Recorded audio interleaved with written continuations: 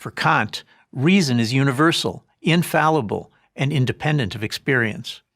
His extraordinarily dogmatic philosophy insisted that there can be only one correct answer to every question in science, morality, and politics, and that to reach the one correct answer, mankind had to free itself from the chains of the past, that is, from history, tradition, and experience. But this Enlightenment view is not only wrong, it's dangerous. Human reason, when cut loose from the constraints imposed by history, tradition, and experience, produces a lot of crazy notions. The abstract Enlightenment philosophy of Jean-Jacques Rousseau is a good example. It quickly pulled down the French state, leading to the French Revolution, the Reign of Terror, and the Napoleonic Wars. Millions died as Napoleon's armies sought to rebuild every government in Europe in light of the one correct political theory he believed was permitted by Enlightenment philosophy. Today's cheerleaders for the Enlightenment tend to skip this part of the story. They also pass over the fact that the father of communism, Karl Marx, saw himself as promoting universal reason as well. His new science of economics ended up killing tens of millions of people in the 20th century. So did the supposedly scientific race theories of the Nazis. The greatest catastrophes of modernity were engineered by individuals who claimed to be exercising reason. All right. Welcome to episode 3 of GTAA.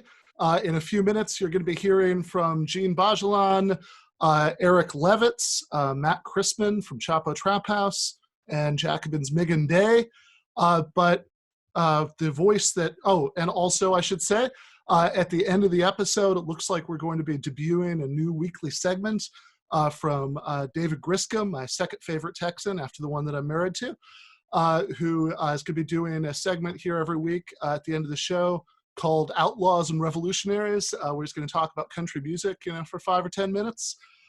Really looking forward to that. Ties for being my second favorite Texan. Let's say it that way, so Mark isn't offended. But in any case, the voice that you just heard was a guy named Yoram Hazony.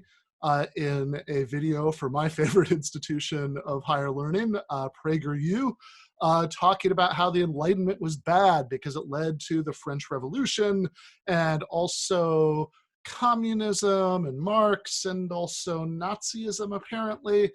And Hazony was on my radar because this last week he has an article in the right-wing magazine Quillette called The Challenge of Marxism. And in there, he goes through a lot of standard right-wing tropes, things that I've heard a lot in the last few years from, for example, Jordan Peterson fans, about how, social justice, progressivism in general, is basically Marxism or inflected by Marxism, because Marxism teaches us to think in terms of oppressors and oppressed groups. And if you think that women are oppressed by men, or gay people are oppressed by straight people, or black people are oppressed by white people, then that's basically like the way that Marxism tells us that workers are oppressed by capitalists. Now, my problem with this line of reasoning has always been that it's so broad. If any kind of oppression of anybody by anyone counts, any view according to which anyone is oppressed by anyone counts as basically Marxist, then Marxism predates the birth of Karl Marx by basically all of human history. The authors of the Book of Exodus would be Marxists on this definition. Certainly all the French revolutionaries would be Marxists on this definition. At least Hazony, to his credit, is consistent enough to have a problem with that too, although I'm a little unclear about how that works if you agree with the premise that feudalism is bad. And also, of course, if you think that the American Revolution was basically good, which, Hazony would not be welcome on PragerU if he didn't think that. But this is something that you see a lot from these guys. For example, if you read the Lesser Ben's book, Ben Shapiro's The Right Side of History, you'll see him arguing unapologetically, I'm not making this up, I'm not strawmanning him, this is what he says, that the reason the American Revolution was, less violent than the French Revolution wasn't, because the American Revolution didn't take place against the backdrop of having a local feudal aristocracy who needed to be uprooted, would raise peasant armies against them, would have nearby countries allied to try to crush them, etc., but was rather separated from the empire it was rebelling against by an ocean, and in land that was largely occupied by heavily outgunned Native Americans, thus severely reducing initial social conflict within the country. That would be the sort of explanation that a crass materialist like me would give of why the American Revolution was less violent than the French Revolution. But Shapiro's explanation, I guess maybe Hazoni's explanation, is that it's because the American revolutionaries were reading different philosophers than the French revolutionaries. Now, that these Enlightenment philosophes who were influencing the French weren't influencing the Americans, which is kind of awkward if you start looking at what people like Thomas Jefferson or Thomas Paine, who I was talking to Harvey J.K. about in episode 1, actually thought and said about religion and philosophy and other subjects. In any case, I have invited Hazoni to come on the show and discuss this with me. So if I'm getting his view wrong here, maybe he can come on. He can accept the invitation and give the best account that he can for his own view. I'm open to that. I don't bite. But I think the part that I particularly want to talk about is the thing at the end of the video where he talks about how the Enlightenment, apparently not the Enlightenment thinkers who were influencing the Americans, but I guess the Enlightenment thinkers who were influencing the French, were also responsible for Marx, therefore Stalin, and also somehow Hitler.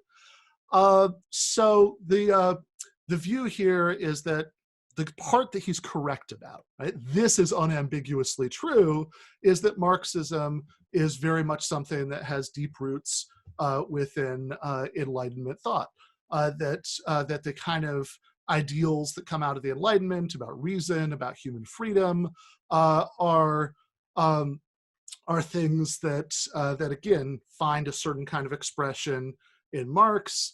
That certainly Marx is influenced by what's sometimes called the Republican theory of liberty, which is a view that says that we should think of freedom not in the way that John Locke, for example, did, primarily in terms of non-interference, but primarily in terms of not being vulnerable to unjust domination by others. And in particular, of course, a lot of Marxism is what you get when you take seriously the idea that the economic sphere, the workplace, is a sphere of power and domination. Now, that's not obviously all there is to it, but I think it's an important jumping off point. And I think thinking about that really shows the absurdity of trying to blame Stalin on Marx and therefore on the Enlightenment.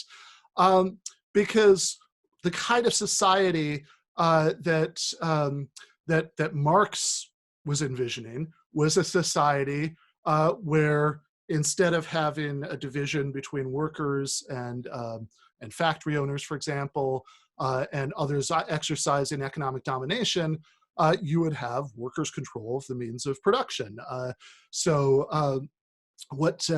What Marx calls in his instructions to the First International, the end of the despotic system of subordination of labor in favor of a republican system based on free associations of workers, which of course doesn't sound very much like Stalin's Russia, if you know anything about that. And in fact, Marx was a consistent critic of things like censorship. Some of his earliest writings were about censorship.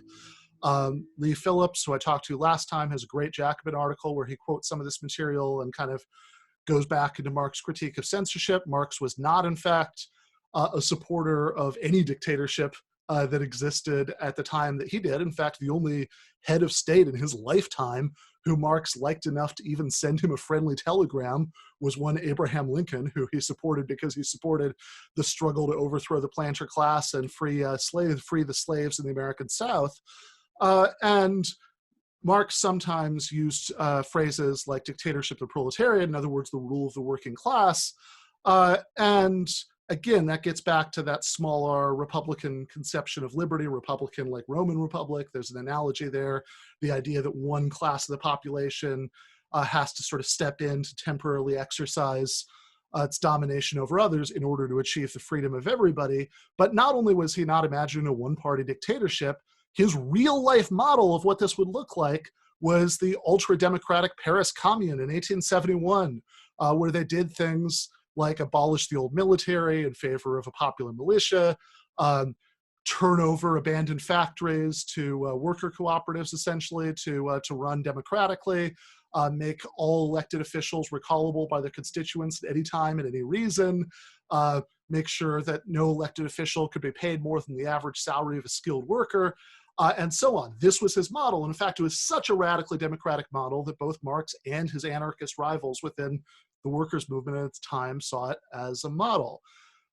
So, of course, Stalin committed various atrocities, but there's something a little funny about blaming Marx for atrocities committed by somebody in a kind of political system he didn't advocate, who was born after he died, when certainly I would imagine anybody at PragerU thinks that, for example, George Washington shouldn't be viewed as a horrible person, even though he literally participated in one of the most evil institutions in human history, which was the slave system. And finally, of course, the idea that Hitler and the crimes of the Nazis have anything to do with the Enlightenment is an extremely odd one, considering that that Adolf Hitler and the Nazis were all about tradition and communal bonds and all of those things that are unsettled by Enlightenment valorization of reason. That, you know, the Nazis' slogan, you know, about the role of women, for example, was Kinderkitche Kuche, which means children, church, cooking, right? And so I think trying to tie in the Nazis here too is just such a stretch that it really undermines the whole thing. But hey, again, I've invited Huzoni on the show. He can defend himself. He can correct me if I've misrepresented him in any way.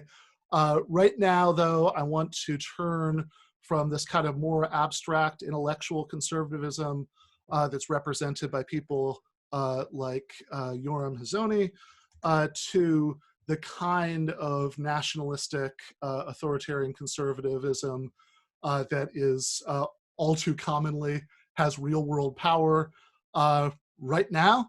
And so I want to welcome Djene Bajalan to the program. He's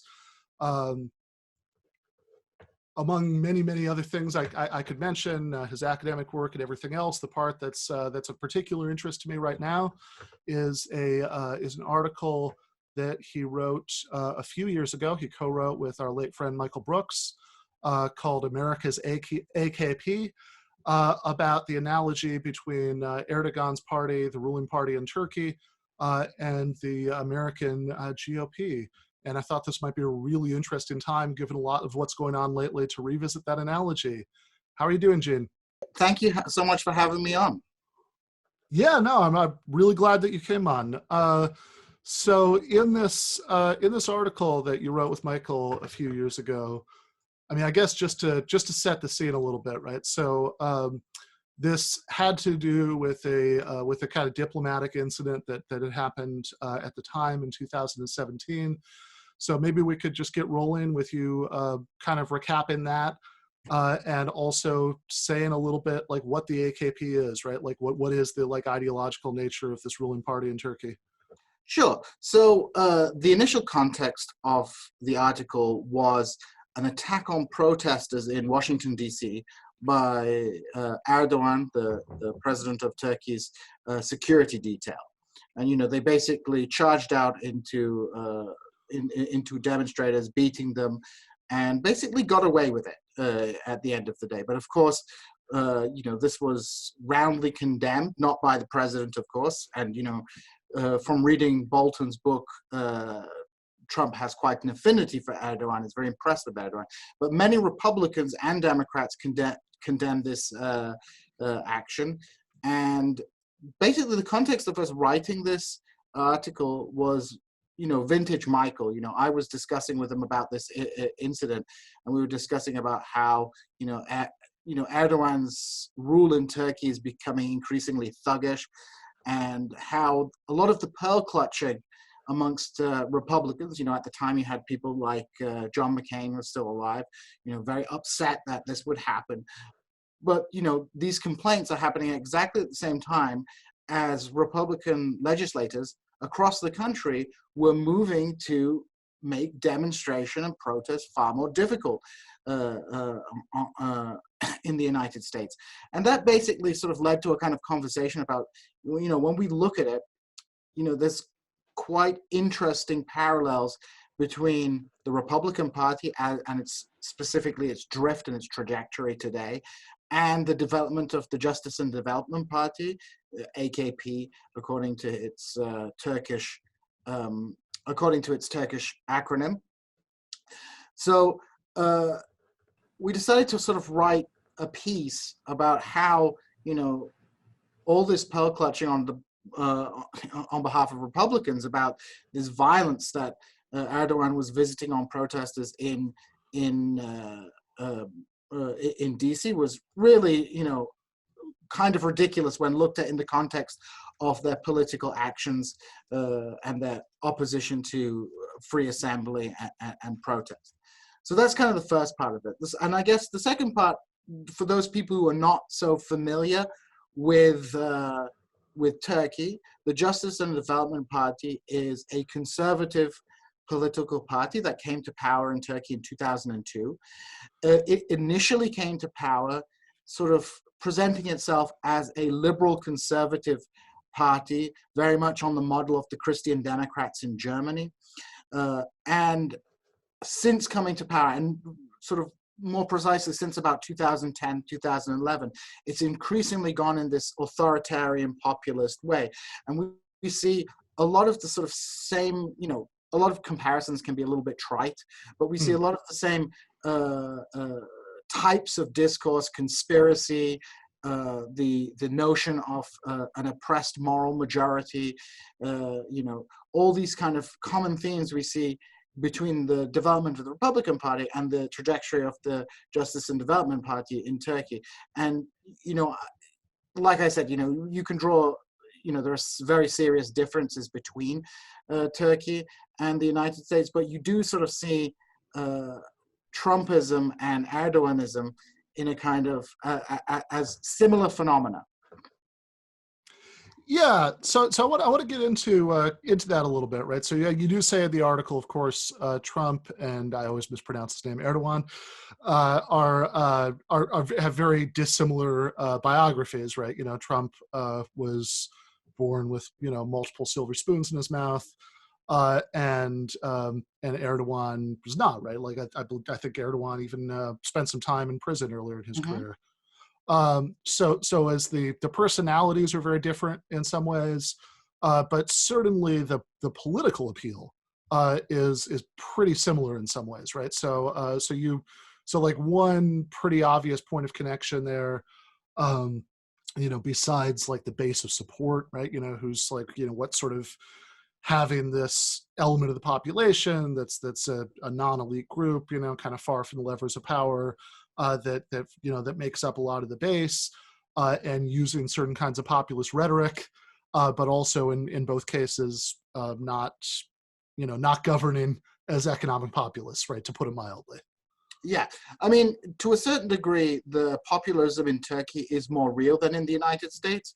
I mean, one of the key differences between the American and the United States is, American corporate interests and elites are so much more sort of embedded in political power that even if there is a drive to make changes, it's almost impossible to go against those sort of institutions. In Turkey, there is a powerful business interest in elites, but it's a developing country, so the context is very different. So, for example, Erdogan did populist things like improving public services. He had the infrastructure of a sort of a weak social democratic state to build upon, and he did things like delivering coal to poor people and things like that. So there is some differences on that level. But in general, you know, the AKP and the Republican Party have been ruling in big business, in the interests of big business. And, you know, they draw their base of support from poor people in the heartland of the country. It builds on that resentment against what they see as liberal elites, whether in the United States, that's the coastal elites of California and New York, or in Turkey, it is the cities of Istanbul and Izmir, which are seen as being sort of detached from the rest of the country. So they draw on that. And at the same time, they draw on a base of an elite base, which presents itself as being culturally closer to that mass of people, but is a business elite. So in Turkey, you have these capitalists from central Anatolia who weren't the traditional capitalist elite of Turkey, and they became a very important base of support. And just as in the United States, you have, you know, one of Trump's biggest bases, not people in trailer parks. People in trailer parks don't tend to vote. I mean, I live in the middle of Trump country, and the base of support is small business people, local capitalists, professionals, and things like that. So you have this kind of province versus metropole dynamic taking place. And I think the similarity comes from the fact that both Turkey and the United States lack a labor party. You know, it's tempting to compare Turkey to a European country in some ways, and some ways that works. But Turkey, like the United States, did not develop a strong labor party. There were attempts. There was the Turkish Workers' Party in the 60s. But in essence, you had the emergence of a sort of state party, the Republican People's Party, which had been an authoritarian party in the 1930s. In the 1970s, taking a sort of social democratic shift in the country. So standing for secularism and then appropriating a lot of language of the left. And you see a similar dynamic in the United States with the Democratic Party moving in that direction. But neither of those parties were truly anchored to labor. So what we see in Turkey and the United States is a lot of political battles, in a sense, intra-right-wing battles fought over symbols. So in Turkey, it's a right-wing battle over secularism versus Islam. So in Turkey, when Erdogan first came to power, when he tried to put Abdullah Gül, his lieutenant, in as the president, there were protests of secular nationalists who, you know, are not particularly left-wing on many issues. They just reject Islamism. And, you know, if you look at the Democratic Party, we often talk about moderate Democrats, right? But we're really talking about conservative Democrats. We're talking about Democrats who, by and large, buy into the framing of politics that is offered by the Republican Party. They just don't think people should be overtly racist or uncouth. So, you know, you have a politics which is orientated around this kind of cultural struggle, as opposed to even a superficial class struggle. And the result is that the political right, both in Turkey and in the United States, have been able to mobilize the resentment of people who feel left out or feel sort of culturally, not in the mainstream. And they've been able to play that very effectively. And as the parties have sort of degenerated even further, it enters into conspiracy theory. Because, terms like the deep state that we all know about today, that comes from Turkey, right? That term, the deep state, was originally used to talk about the sort of mafia, right-wing paramilitary, military alliances that would sort of undergird democratic politics in Turkey.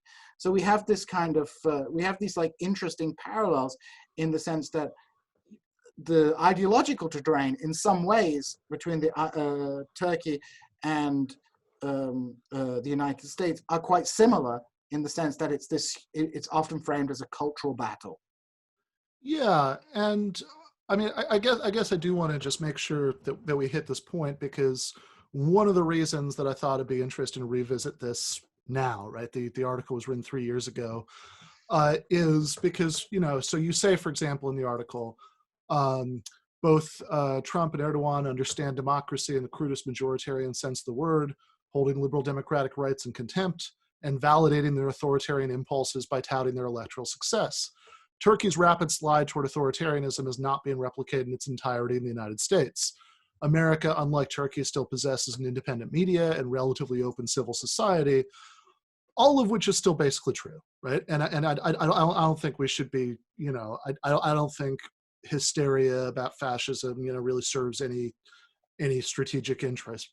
But I think that it's safe to say that the authoritarian impulses that we've gotten in the Trump administration have gotten a little bit more undisguised in the last, few years, especially honestly in the last 6 months. That a lot of what you're talking about in your article, when you do talk about GOP authoritarianism in this country, had to do with state legislatures trying to do things to crack down on protests.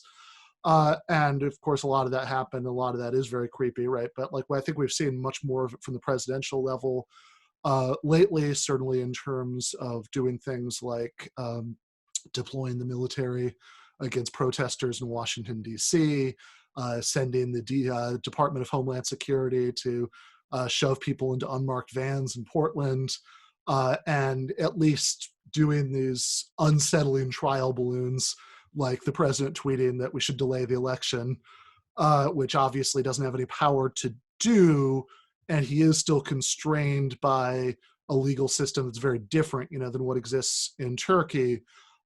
But I think it's safe to say that the tendency, right, of the Trump administration has maybe gotten a little bit closer to the AKP model, since you wrote the article. I would completely agree with that. Of course, we have these very important structural differences, but the impulse remains the same. And as you know, these things go from worse to worse. We see all these increasingly authoritarian attempts to play politics with things, to politicize the military, and to gradually dismantle those institutions. Now, but the question is one of is not a qualitative difference. Erdogan, to consolidate power, had to dismantle certain institutions within the Turkish state and consolidate his power over the AKP party. It was a process. We're seeing a similar kind of process now. Of course, the Republican Party is more independent, at least institutionally, than the Justice and Development Party. American institutions and legal system is, well, in a sense, it's more diffuse. So it makes it, as a federal state, it's a lot harder to impose. Turkey has a strong unitary tradition. America is a federal state. It's harder to impose rule over the country because power is more diffuse. But I think you're exactly right. We've seen that slide towards authoritarian behavior. We've seen an increase in that crude majoritarianism, and it's. I mean, my joke is usually it's like Turkey's America 10 years in the future, because if you leave these people in power, it only emboldens them and only allows them to move further and further in towards that authoritarian mode. You just simply can't leave someone like Trump in power and expect that these institutions will just somehow manage to survive. We've seen over the course of the Trump administration the removal of professionals, whatever the problems we have with technocratic elites, but the removal of professionals from positions, imposition of cronies. And I mean, just look at Voice of America, for example, and the kind of people who are now being platformed on Voice of America. We see how that kind of shift takes place. And this is exactly the same shift that happened in Turkey. It's just Turkey as a country with weaker institutions and which never did have such a, Turkey, like America, makes a big deal about its revolution, which wasn't actually really very revolutionary. You have this you have this consolidation of power around an authoritarian leader. So people who think that, just because Trump's incompetent, that leaving him in office is not going to be dangerous for the future of democracy, completely don't understand how these kind of things, how authoritarians take power. Authoritarians are not necessarily geniuses or brilliant people, but they do have a sense of, their own preservation. And the longer they stay in power, the more likely they are to use sort of bureaucratic mechanisms and then violent mechanisms to maintain that position, and it'll affect everything. So I think that article unfortunately is held up pretty well, because we've seen the Republican Party hasn't had its an epiphany moment where they've been like, oh, Trump's gone too far. They've just got more and more subservient and venal towards him. So, I think, writing that, you always hope you're wrong, but yeah, for sure. Yeah, and I think certainly, if you think about things, like however much further you think this drift might be carried on with another 4 years of Trump, some of that's unknowable, obviously. But also, I think there are some extremely knowable things about what the next 4 years might look like, because if nothing else, we can just look at what's happened in the last 4 years, look at some of the things that are the most directly into the power of the executive, and see how that would continue, right? So one thing I think that I don't feel like has been talked about nearly enough in discussions on the left about the election is like National Labor Relations Board appointees. That it's not very sexy, but I mean, like, this is something where the presidency has a lot of power over the fate of what's left of organized labor in the United States. And we've seen the kind of appointees, you get from Trump. We've seen also court decisions, that impact on that, like the Janus decision to get rid of agency fees in public sector unions. And of course, Biden is the worst kind of neoliberal Democrat. And he's certainly not going to, be a friend of organized labor, but he represents a different kind of ruling class strategy, and is not going to try to stamp that out in the same way that a second-term Trump administration would continue to do. And this is why I was actually really hoping to loop in Eric Levitz, who's joining us next, who wrote a really interesting article recently. So New York Magazine and Intelligencer, called "Working Class," quote unquote, "working class conservatism doesn't work without unions," where he basically just makes a point that I think connects in a pretty powerful way with one of those analogies you see between the GOP and the AKP, which is the combination of populist appeals with a record in power that, especially in the United States, right? Like I think somewhere like Turkey, where maybe, in some ways, the structures are different. You may have a weaker local capitalist class in certain respects, right? There's a little bit more room to put economic meat on the populist bones, but certainly in the United States, not whatsoever, right? Like what we've, what Eric talks about in the article is you've seen somebody like Trump run as a populist, certainly in 2016, but govern like Reaganism on steroids. So thank you for coming on, Eric. I was hoping to get the both of you for just a minute before Djene has to leave. But yeah. So do you want to talk a little bit about that article? Yeah, sure. Yeah, no, happy to be among the league of the spectacled bearded gentlemen. Yeah, so the basic argument is my audio okay, by the way? Your audio is great. Okay. Yep. Yeah, well, basically, it sort of was jumping off of David Brooks' column about, the future, the post-Trump GOP and kind of the populist wing or the sort of rising stars within the Republican Party that have been framing themselves as representing a break with Reagan-era market fundamentalism from different angles. The least sort of even like populist and affect on his list was like Tom Cotton, but Cotton is so hawkish on China that it kind of represents an instance of putting a conception of nationalist populism ahead of the imperatives of capital accumulation.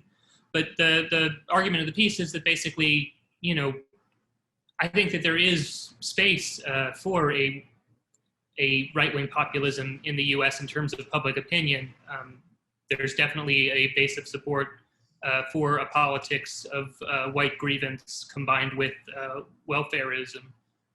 But it's just the political economy of the GOP won't really allow any of these, or there's no evidence that allow them to do it. What we see is even someone like Marco Rubio wrote a piece for First Things a few months ago where he makes the argument, tips his hat to the fact that, Catholic social teaching imagines a very strong place for trade unions in economic management, and that there's this, tradition of, Christian democracy in Europe, this sort of corporatist thing. And he mentions, that we whatever, he acknowledges this, but then he has like a 6% like voting record for the AFL-CIO like score or whatever.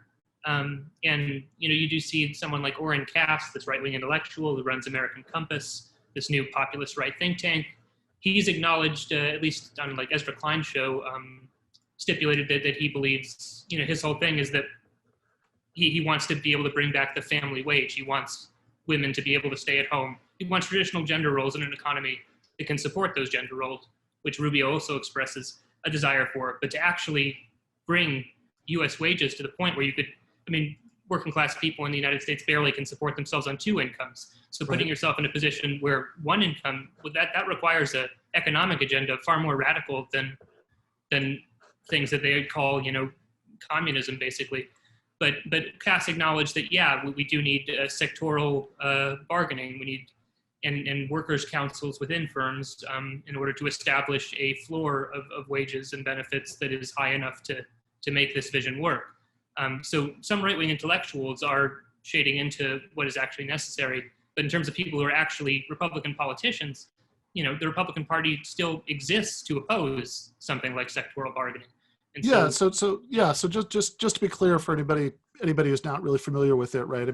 What would be meant there by sectoral bargaining is something that has historically been a big part of the model of some Scandinavian social democracies, also even some like kind of Catholic center-right, kind of parties, and places like Germany, stuff they would support, which where you have workers in entire segments of the economy, like entire industries, collectively bargaining with all of the employers in that sector, which and with the state, of course, acting as a referee for that process, which is something that, again, if you're serious about saying, all right, we don't want like tons of more direct state control over the economy, but we want to reverse these long-term trends towards lowering workers' wages to the point where, as you say, right, even 2 incomes, right, it's very difficult to support a family on that for many people. Never mind the 1950s single breadwinner model that you'd need for these people's social model. But of course, not only is that, like you're not going to get proposals like that from Democrats right now, never mind Republicans.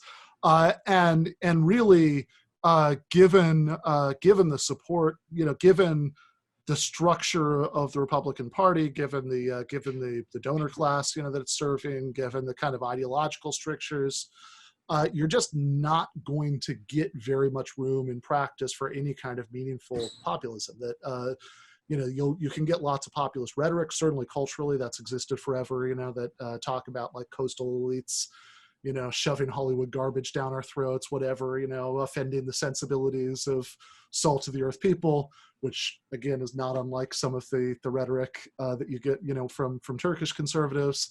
But even, economically, we've seen this interesting shift towards a lot more conservatives talking that way, right? Like, and not just like relatively obscure intellectual conservatives, but even, for example, right, congressmen like Josh Hawley, or Tucker Carlson, who, relative to the general crash of TV ratings in the last couple decades, is a wildly popular, TV host, and will frequently talk about things like libertarian economic policies being bad. And of course, even Donald Trump, when he was running for president, right? You quote in the article the last campaign ad he did in 2016, right? Is his final statement to voters, which hit these themes in a pretty direct way. Yeah, I think that's all. It's all right. I think a couple things are going on. One is that the Republican Party's coalition has been trending more working class than it was previously. It's still, controlling just for income, the lower your income is, the more likely you are to vote Democratic. But it's that the gap is not as significant as it used to be. And then the other thing is that the cultural stuff, it used to be just Hollywood that was projecting these sort of liberal values. Now, because consumer-facing brands, if you want to make your brand something big for, basically that consumer brands always target sort of young urban dwelling people as kind of the core demographic group. Older people tend to have already picked all their sort of brand alignments. They don't shop as much. They're also not trendsetters or whatever. So it's always been the case that like urban dwelling young people is who consumer facing brands want to align themselves with.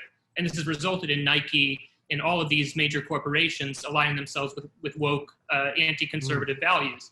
And that is gotten to a point where, the conservative base can't ignore that. It's very in their face that their coalition partners, the Chamber of Commerce, is composed of all these people who are aligned with Colin Kaepernick.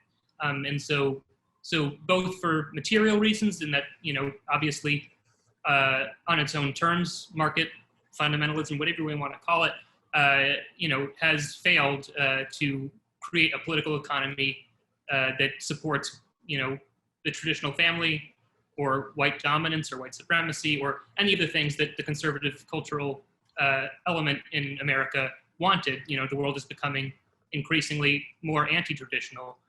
The pace of change is accelerating. It's not doing what it said it's going to do in material terms. And then there's the cultural slight of corporate America aligning itself with social liberalism.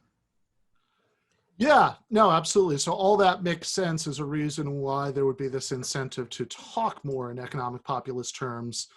But then you immediately crash up against this wall you talk about in your piece, which is, okay, well, hold on, right?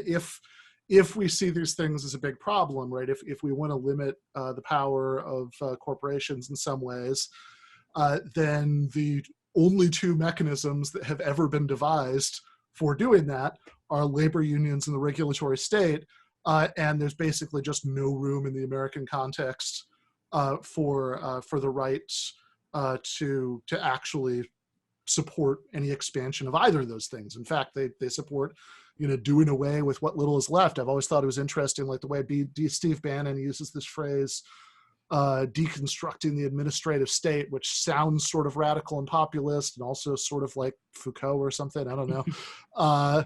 But then like you start to think about it, it's like, wait a second, does he actually mean anything by deconstructing the administrative state that like regular Reaganites don't mean by deregulation? Yeah, well, I think now Bannon might be open to defining it as prison abolition. Yes, absolutely. People like, in Missouri, Josh Hawley is my senator. Right. And the campaign that he ran was actually a very fascinating campaign. Here in Springfield, in the Southwest Missouri, he did very well. He got like 70% or something like that. The campaign was orientated around Claire McCaskill is rich and drinks cocktails, and she is not one of us. And the rhetoric of working class, and I think this is sometimes that some of us on the left miss, when they say working class, they're not talking about a socioeconomic formation. They're talking about a lifestyle that they idealize in their head. So when someone says working class around Springfield, they're talking about someone who works at the Tracker Boats shop. They're not talking about the woman who cleans the Bass Pro headquarters. So, there's a kind of rhetorical sleight of hand that is used by American conservatism. And I think Eric's completely correct. There is Nathan Robinson's piece on Where Are the Right-Wing Populists was very controversial. And I think half of it was correct, that none of these politicians are really populist. Josh Hawley is presented as being one of the populist ones. He's not anywhere near a populist. I mean, the joke about Josh Hawley is that, he went to like all these elite schools and now he's playing like salt of the earth proletarian for Springfield. And this works well in Missouri because Eric Greitens, who was governor, again, he was like a Navy SEAL, super tough. The guy had a DPhil from Oxford in development studies, the most hippy-dippy discipline there is. And his wife was a tenure track professor at Mizzou. So, there's this huge, the political economy of the GOP, as Eric puts it, doesn't allow these guys to get a voice. But that, there is definitely a hunger for that kind of populism amongst people across places like the Midwest. I can't speak about other places, but definitely around here, there's a great deal of disillusionment. And, this rhetoric speaks to people, even if it is superficial. And on the cultural element, I do think that there is actually, that's where there is a quasi-authentic aspect to this. I've talked about it with regard to Trump, but I think it applies actually, to Holly. Like you're mentioning the elite schools that these conservative populists went to. I think it is the case that a lot of them genuinely felt alienated and aggrieved by their isolation on those campuses on the basis of their cultural, religious beliefs. In a way that is emotionally analogous to how conservatives feel, cultural conservative working class people feel watching the entertainment and seeing the sort of hegemony that liberals have attained over mainstream culture. And so they really do share this grievance of hating the cultural elite. And then that's really, I think, what gives their politics, it's kind of, what fuels it. Yeah, no, that makes a lot of sense. And look, I mean, just because you want two things that can't both happen doesn't mean that you really don't want both of those things, right? Like, so, I mean, somebody could be working all the time and they really wish they had more free time, but they also really don't want to be unemployed. And, there might be no realistic way in the near future of achieving both of them, but that doesn't mean they don't really want them. And so, I think, for example, Eric, one of my favorite pieces from you has always been one that you wrote a couple of years ago about Jordan Peterson, who, as I saw you said on Twitter, right? I mean, it's sort of, even talking about him now feels a little sad because he's gone from having these undeserved levels of recognition and success as a public intellectual to having a equally undeserved kind of Sisyphean hell of addiction and personal trauma. But since he is a wildly popular author and he has convinced a lot of people, as bad as we feel for him personally, right, it is still worth talking about the ideas. And there is this really interesting tension, I've always thought, in somebody like Peterson between that, look, he clearly really does deplore all the cultural trends that he's reacting to, right? I don't doubt that for a second, right? That he thinks there should be, stronger families and communal ties and churches and all of these things. But he's also a extremely strong, even hysterical opponent of any effort at redistribution, which he associates with equality of outcome. Equality of opportunity is fine, even noble, he says, right? But equality of outcome is the fast track to the gulag. And so in practice, he's a pretty uncritical celebrator of free markets. But of course, unrestrained market forces are, for better or for worse, right? This is not all bad. There are good aspects of this.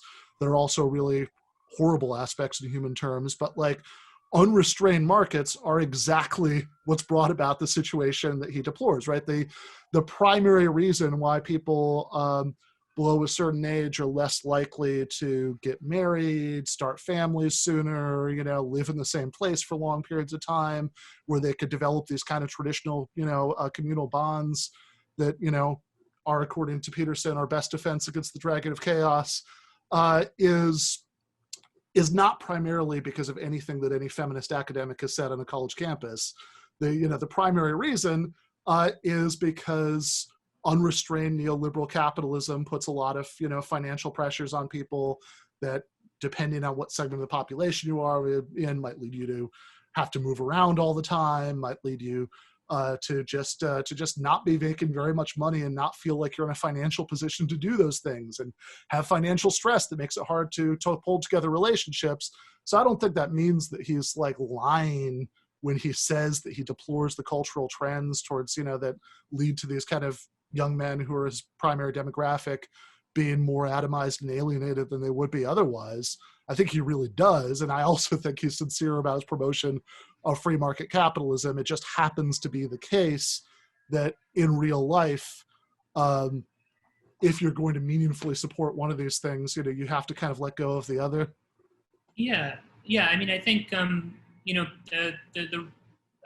think she's a historian, maybe a sociologist. Melinda Cooper has written about the ways in which there were perceived compatibilities between the social conservative and the libertarian project when fusionism really first got underway, and in like the 60s, as far as the intuitive notion that the welfare state displaces some of the functions of the church and the family. It makes people less reliant on the church and the family, particularly a woman in a we might call abusive, they might call whatever marriage, has more ability to leave if the state does provide her and her child with some basic welfare support, right? So there were ways in which one could think, actually, no, our projects are really compatible in the first instance. But I think that relied among the social conservatives on a naivete about how capitalism works, that ultimately this project was not going to be sustainable. That makes sense, right? Like, and it is worth highlighting, right, what you just said, because this is an important thing in terms of thinking about how the left could possibly respond to all of this. That of course, atomization, alienation, and people not being able to afford to start families were all bad, but the lost world that's regretted, right, by social conservatives is also bad, right? That it is in fact quite bad when people, it's good that you can hold together a relationship if you want to, but it's quite bad if you're stuck in a bad one because you can't, you just don't have the financial resources to strike out on your own. And so what I've always thought is that in terms of a message that could reach some people, right, for whom this message is appealing, clearly not all of them, right? Like there are lots of people who have deep ideological commitments to things that are just never going to be compatible, with what we want, and that's that's just life. But people who are persuadable, right? I've always thought that the best message send was, okay, we're not going to go along with you in undoing the regulatory state so that you can economically coerce people into staying in bad situations, right? But we do feel you on the question of people not being able to afford a house and start a family, and all of that stuff.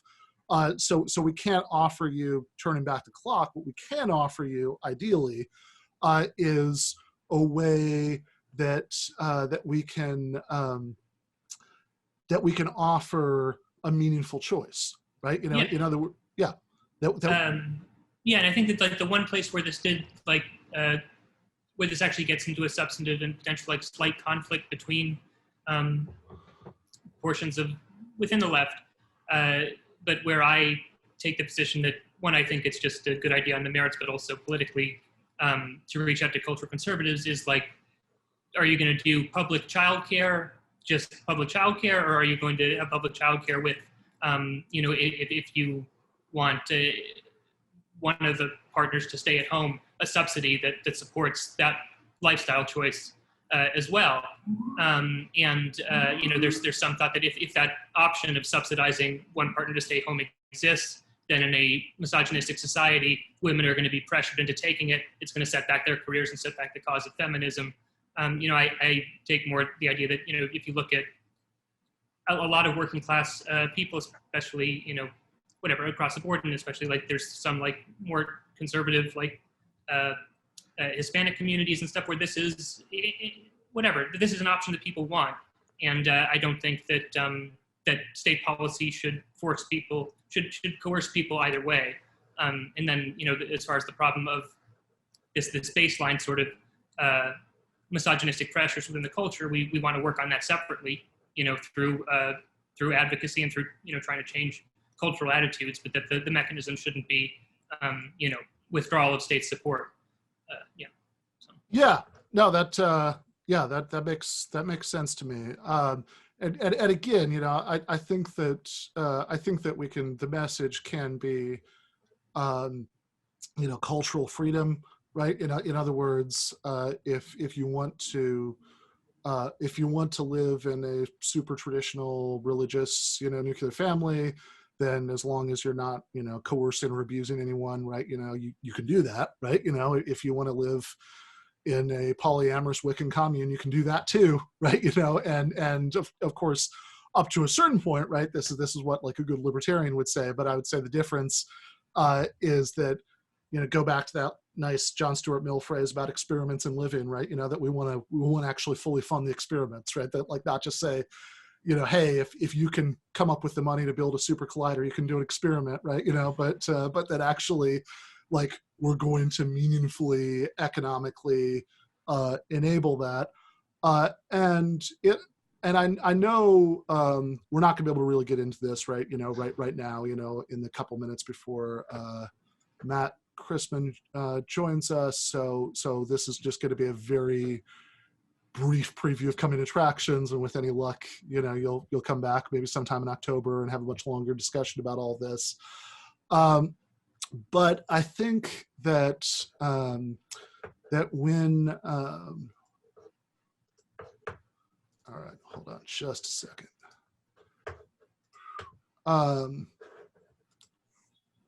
Yeah, that when we say when we talk about what a more meaningfully economically free society would be like, right? That like this is something where I've always thought, right? I haven't always been sure, right? As I've read some of your pieces over the years, right? It's extremely rare that I ever read an Eric Levitz thing that I actually disagree with. I mean, there have actually definitely been times when Bhaskar Sunkara will ask me to write something for Jacobin, and I'll get ready and I'll start researching it, and I'll do some Google searches on relevant things. It's like, oh, okay, Eric already wrote that, right? It's like I really don't need to write this.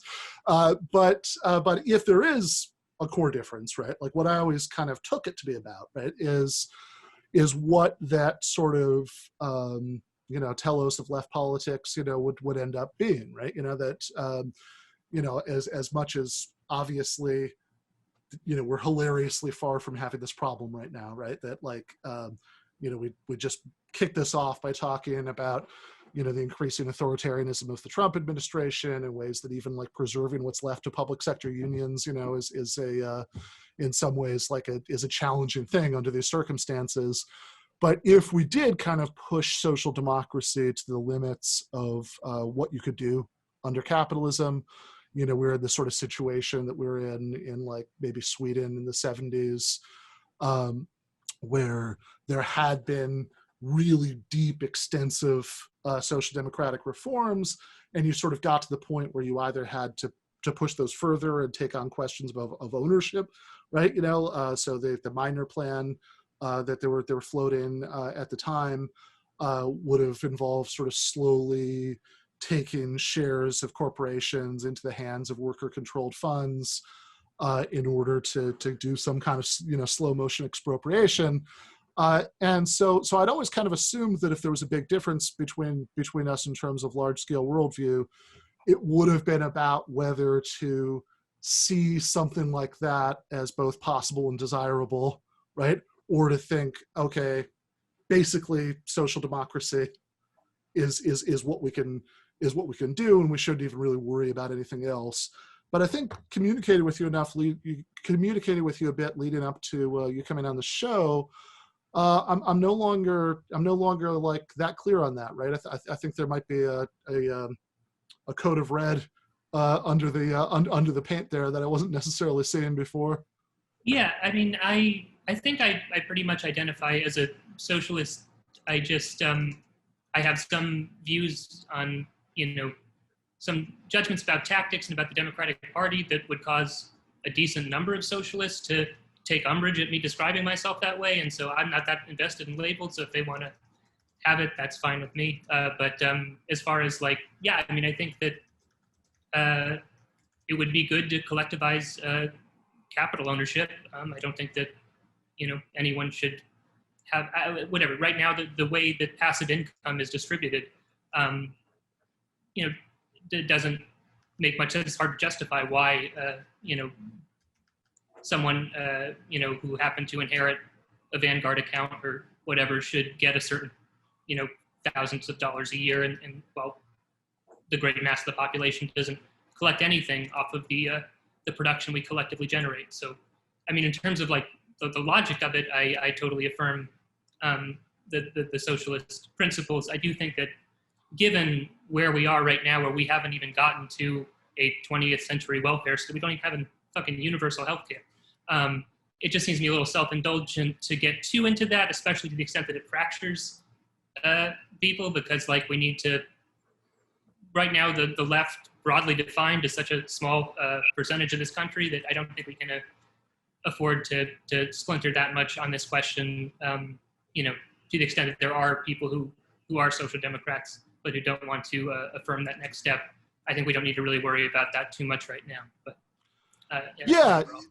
yeah. I don't know, Gene, what are your thoughts? Well, I generally agree with sort of Eric.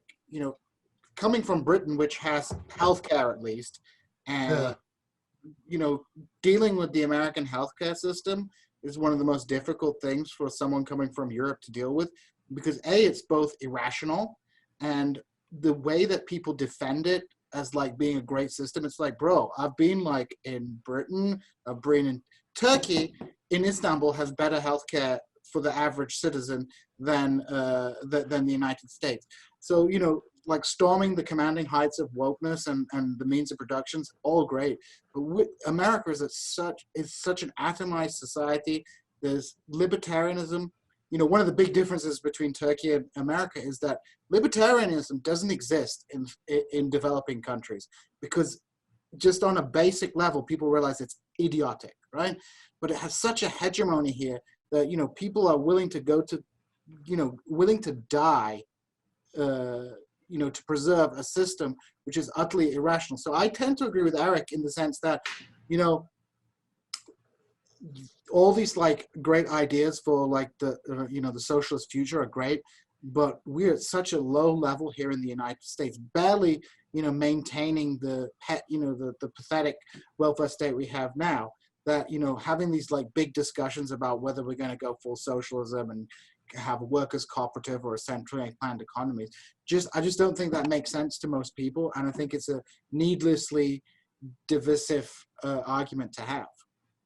Yeah, I mean, I certainly don't want to excommunicate or be unwelcoming, to people who don't have the same long-term horizons that I do. I want to maybe convince them over the long term, that they should, right? But certainly work together. Right now, I guess to me, what I see as the most important short-term thing is divisive, though, right? Is about like sort of promoting, a relatively aggressive, like social democratic current, that anything that we can get going right now, and frankly, heightening the contradictions between that and liberal centrism, right?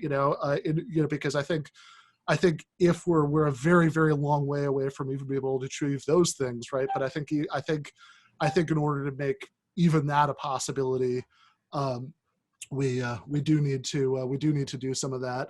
But anyway, my point is that you're both dead to me, and you're expelled from the fraternity of gentlemen with beards and glasses. But in all seriousness, really enjoyed the discussion. Really hope to have you both on in the future. So yeah, thank you again. Thank you so much for having me. All right, thanks.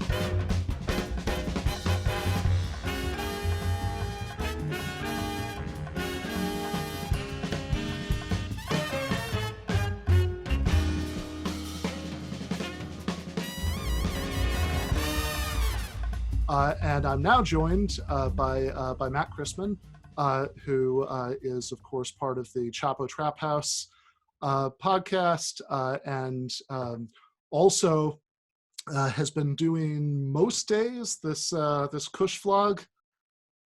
Yeah, like 3 or 4 times a week, probably, I'd say. Yeah, so I have to say, there was a day not very many days ago that like I'd woken up, I was in a pretty bad state of mind. I'd like had 2 or 3 nights in a row where I didn't get much sleep, and I had a night where like, you know, I got more sleep but had bad dreams, and I woke up and I watched one of these Kush vlogs, and there was a point in there that I think was exactly what I needed in my state of mind at that time, where you were talking first about like there was all this like really heavy stuff about how life is coping, and then the transition was immediately from there to talking about McDonald's McNuggets and how amazing it would be if all the classic Christian iconography were redone to substitute Grimace for like the cross in the sky that Constantine sees, you know, in this sign you will conquer. And anyway, thank you. I needed that. That was good. I'm glad that you could be guided by the Holy Grimace. Yes, absolutely. So I do want to get into some more, you know, some bigger picture stuff politically with you. But first, since I saw this last night, I can't not ask you about this. So I saw this headline. Granted, it was from the Daily Mail in the UK, so I guess that means there's like a 50% chance that it's true. But it was like the most 2020 headline ever, and I just want to read it out.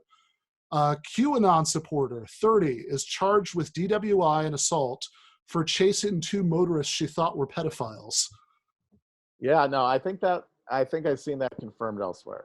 And if not, it's certainly of a piece with other events. We've seen a big surge in Q-related vigilantism recently. Yeah, and in fact, like I believe, right? I heard you talk about this on Chapo. There was a recent press conference or something where Trump was asked about some of this stuff. Yes, that was on Wednesday. It was amazing. I was floating after I heard this. Pandemic, the QAnon movement appears to be gaining a lot of followers. Can you talk about what you think about that and what you have to say to people who are following this movement right now? Well, I don't know much about the movement other than I understand they like me very much, which I appreciate. But I don't know much about the movement. I have heard that it is gaining in popularity, and from what I've heard, these are people that when they watch the streets of Portland, when they watch what happened in New York City in just the last 6 or 7 months, but this was starting even 4 years ago when I came here, almost 4 years, can you believe it? These are people that don't like seeing what's going on in places like Portland and places like Chicago and New York and other cities and states. And I've heard these are people that love our country and they just don't like seeing it. So I don't know really anything about it other than they do supposedly like me, and they also would like to see problems in these areas, like especially the areas that we're talking about, go away, because there's no reason the Democrats can't run a city. And if they can't, we will send in all of the federal, whether it's troops or law enforcement, whatever they'd like, we'll send them in, we'll straighten out their problem in 24 hours or less, okay? Well, just real quick, at the crux of the theory is this belief that you are secretly saving the world from this satanic cult of pedophiles and cannibals. Does that sound like something you are behind? Or well, I haven't heard that, but is that supposed to be a bad thing or a good thing? I mean, you know, if I can help save the world from problems, I'm willing to do it. I'm willing to put myself out there. And we are, actually. We're saving the world from a radical left philosophy that will destroy this country. And when this country is gone, the rest of the world would follow.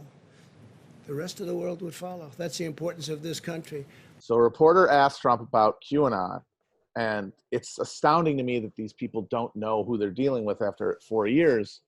She was clearly trying to get him to denounce them or distance himself because, like all media people, she's terrified because Well, I don't think that QAnon is a meaningful social force in the sense that it's not going to lead to like, brown shirts or anything, because Right. the people doing it are, the QAnon is a way to process their alienation. So it doesn't, and accommodate it. It's not a way to overcome it. But if one thing that they very much could do is just start shooting people, Right. and that very much, I think I would predict is going to happen, especially if Biden wins. And so people with any kind of media prominence are justifiably worried about Q, and they wanted the guy that the Q people worship to denounce him. And her tack for getting him to do that was to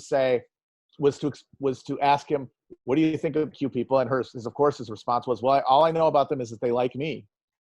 And of course, that's all he knows about them. And so he's not going to denounce them there. And so she tried a second tack where she says, she's trying to get through to him the insanity of what they believe. And she said, they think that you are saving the world from a bunch of pedophile cannibals. And of course, what he heard was, oh my God, they think that I'm great, that I'm the savior. Exactly. And he said, amazingly, it was amazing. He said, would that be so bad? Because yes, he heard he's the savior, and he already views his battle with the Democrats as an existential one, because he is identified himself and America as like co-substantial. And so they are by definition anti-American. They want to destroy all the good things. He has convinced himself of those things because he has to, and that is reflected in the Q people. They believe the same thing. Adding the sort of the filigree and the melodrama of cannibal pedophilia, that will only give him like a richer, imaginative, textured world to weave out of this, and a greater justification for his actions in trying to stop them from taking power.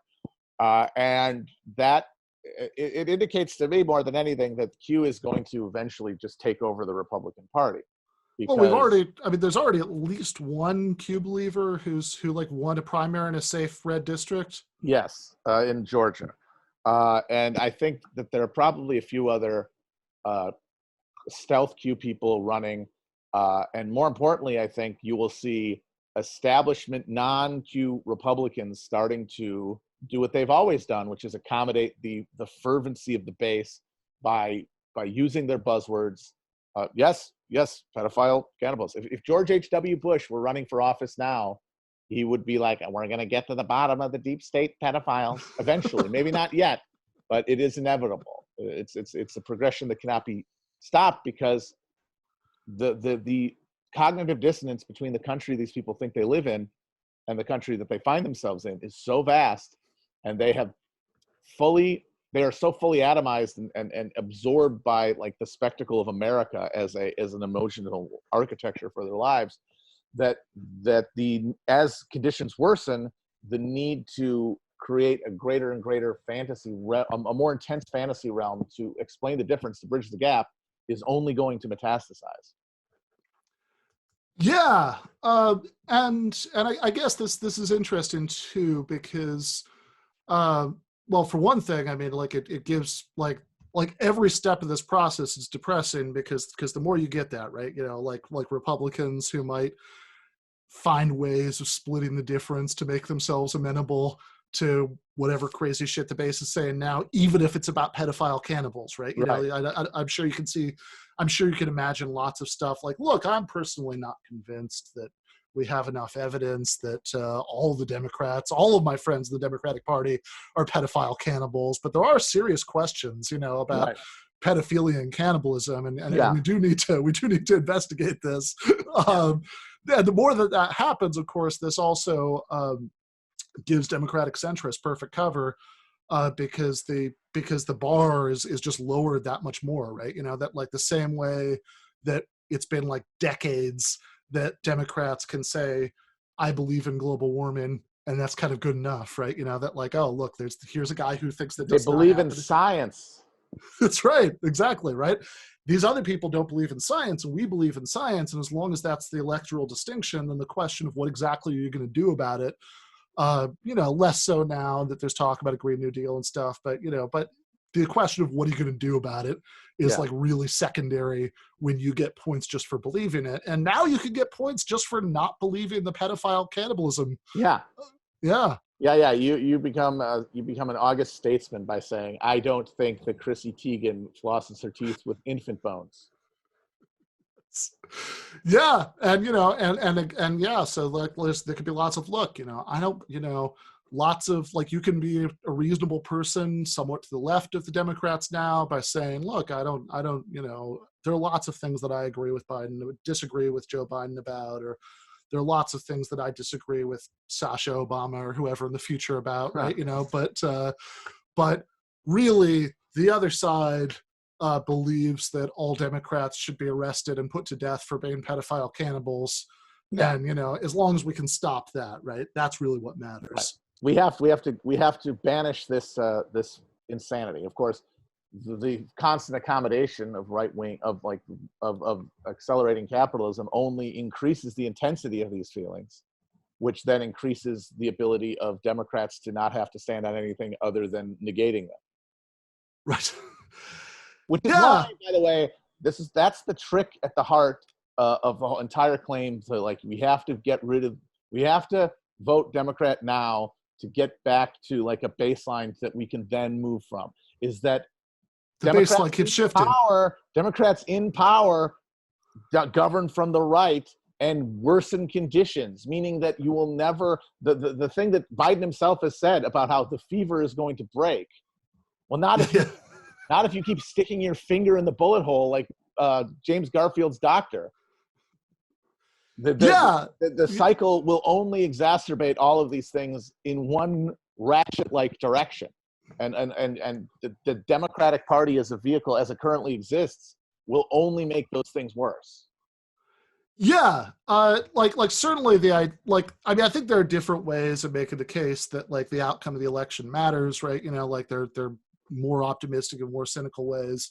You know, I think you can think that that like at least there are certain kinds of aggressive things to do, things like destroy what's left of public sector unions that Republicans are more likely to do than Democrats. But the idea that there's going to be this great reversal of everything that was done under Trump, you know, that like what this is it's like we're gonna like you know, turn over the hourglass, you know, and it's just gonna start dripping from where it was in 2015 instead of where it is in 2020 is really weird, because I can remember a time when, you know, in my 20s when George W. Bush was president, and all the things that he was doing in terms of, you know, the Patriot Act, you know, drone assassinations, you know, all of this stuff, right, was seen as this unprecedented radical illegality that, of course, you have to get the sensible party back in office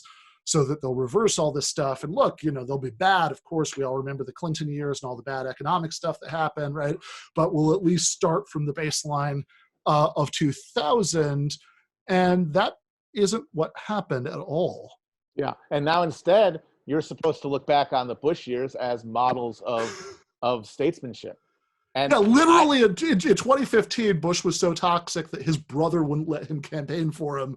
And now, like, well, that was like Secretary of State. They had a Secretary of State who was the point man for selling the war that killed 1 million people at the Democratic Convention. And you might remember this too, if you were on the blogs in your 20s instead of going out like I was, that at the time, Democrats were saying, I miss Reagan. Yes. Meagan might have done bad things and whatnot, but he was still, he had things that George W. Bush only wishes he could have. And now we are literally in a case where that guy who was beyond the pale is now comfortably inside. I mean, and you look backward, the trajectory can only go one way. Yeah. And I think it's pretty telling that if you watched you know, the DNC, I think you're doing live commentary on that, right? So you probably sat unfortunately I did indeed have to watch that. Boy. Yeah. So you probably sat through quite a bit of the DNC. And one thing that was like really striking, look, I know all political conventions are vacuous, right? Like that's, Right. like very rarely that, that you're going to deviate from that, right? I mean, I guess like every now and again you get, the Williams, Jennings Bryan talking about the cross of gold or whatever, Yeah.